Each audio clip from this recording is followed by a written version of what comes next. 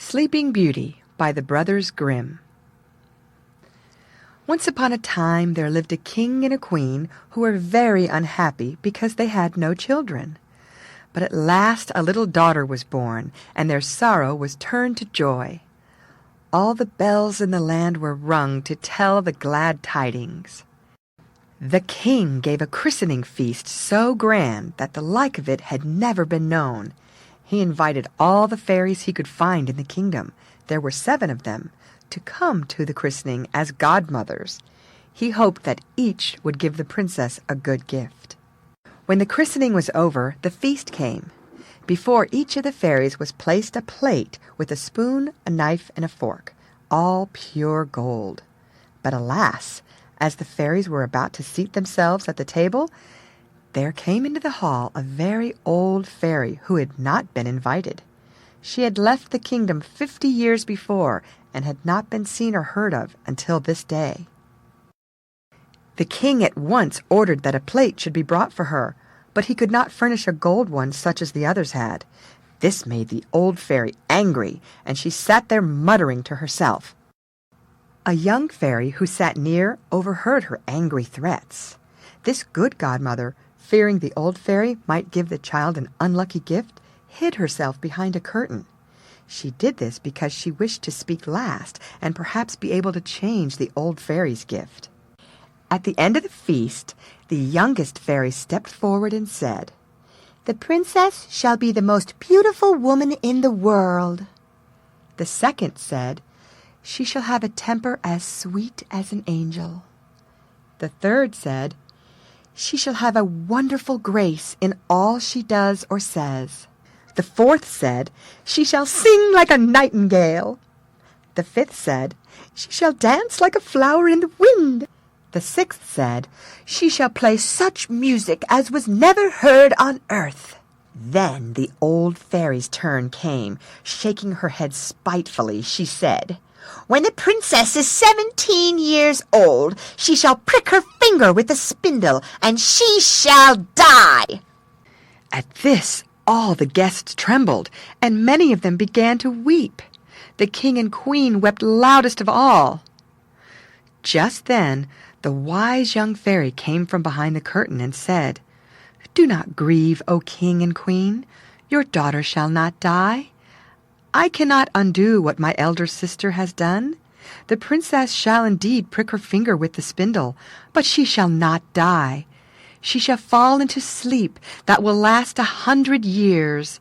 At the end of that time, a king's son will find her and awaken her." Immediately all the fairies vanished. The king, hoping to save his child even from this misfortune, commanded that all spindles should be burned.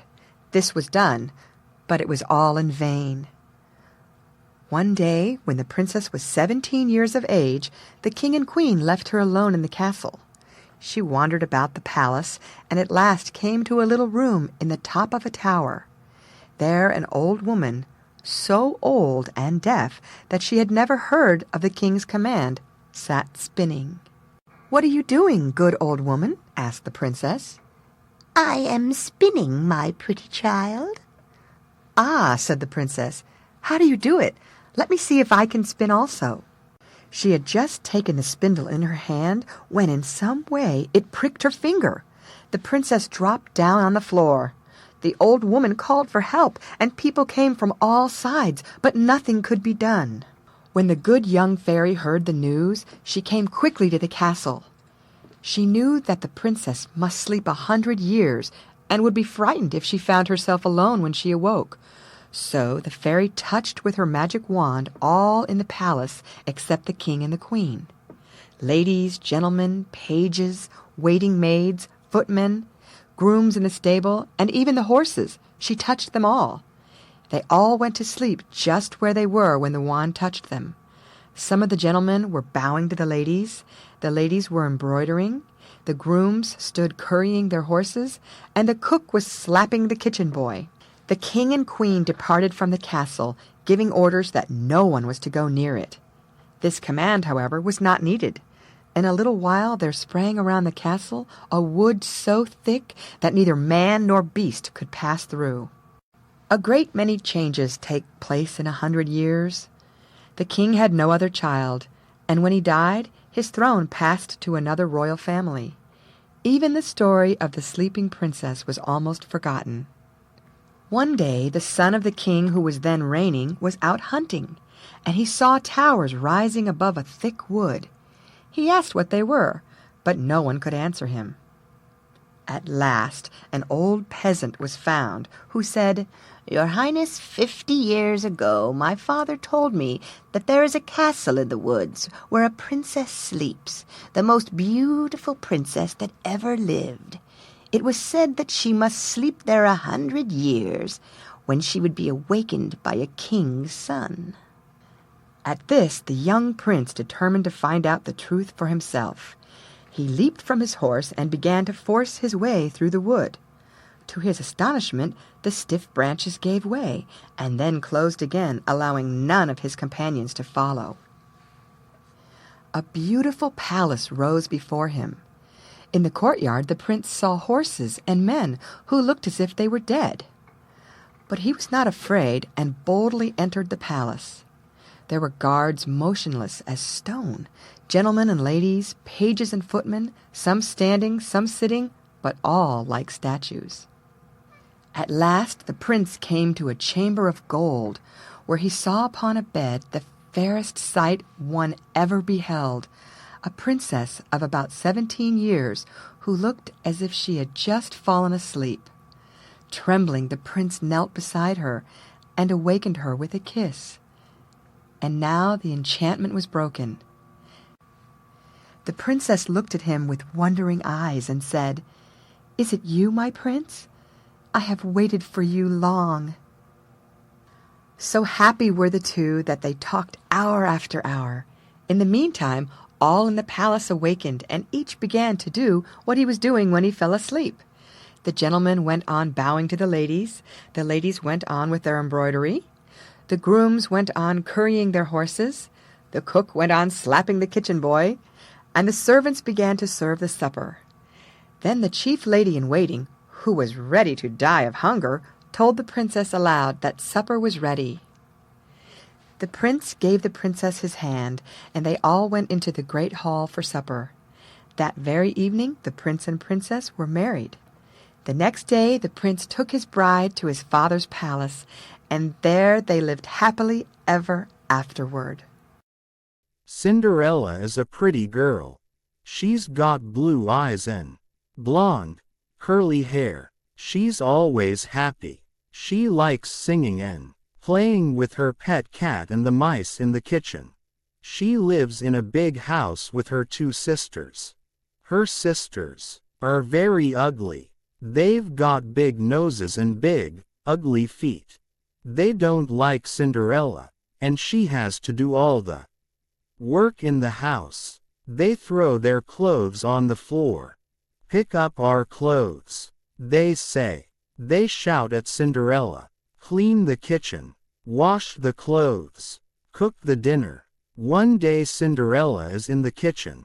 She's washing the plates. The sun is shining and Cinderella is happy. She's looking out of the window and singing with the birds. Blackie, her cat, is playing with his friends, the little mice. Goldie is Cinderella's goldfish. He's swimming in his bowl and listening to the birds singing. "Cinderella, Cinderella," say her sisters.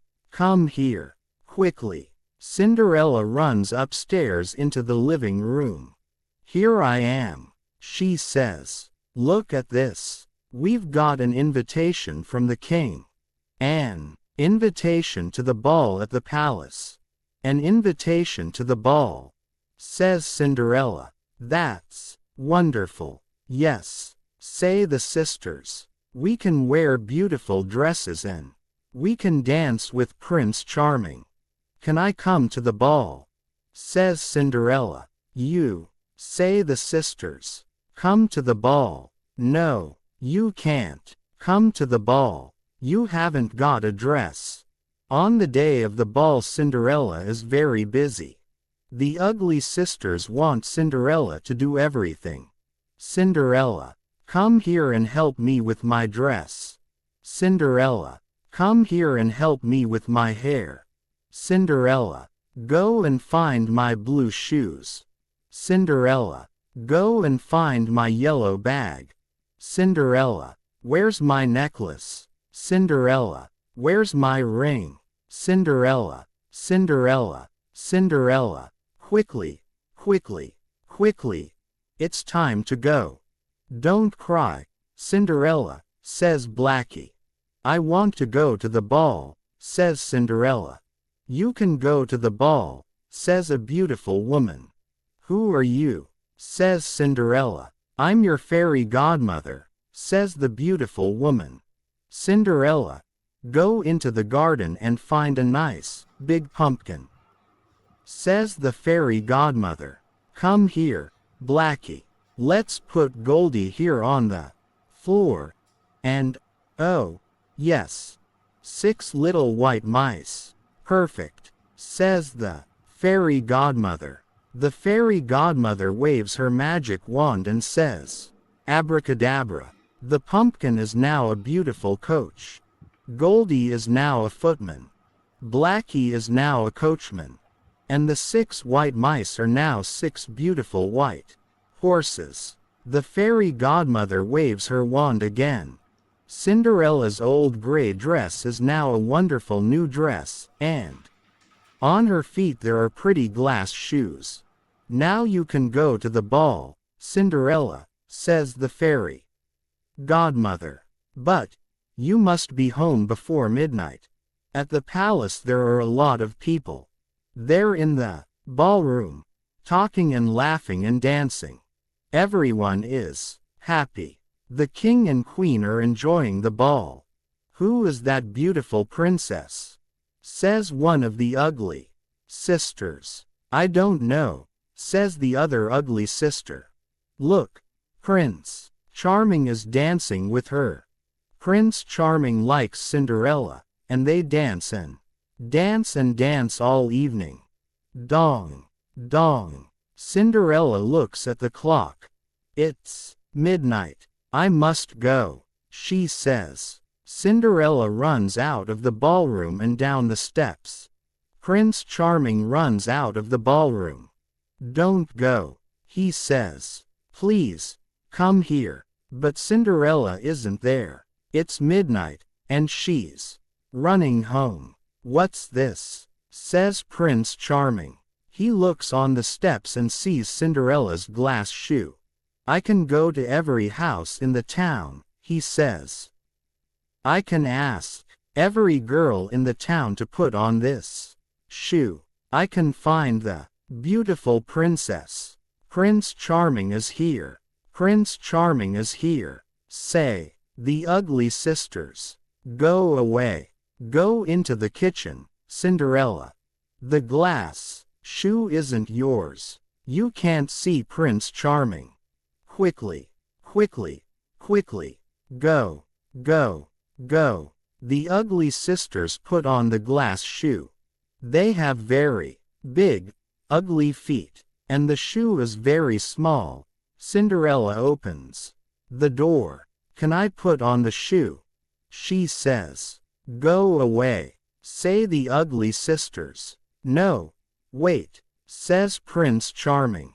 Come here and put on the shoe. Cinderella puts on the shoe. The shoe is yours, says Prince Charming. You are the beautiful princess. I'm not a princess. I'm Cinderella, she says. But the shoe is mine. Prince Charming and Cinderella have a beautiful wedding in the garden at the palace. All the people from the town come to the wedding. It's a beautiful sunny day, and Prince Charming and Cinderella are very happy. Can we be friends now? Says Cinderella to her ugly sisters. You are a good, kind girl, Cinderella, they say. We want to be your friends. Good, says Cinderella, and they all live happily ever after.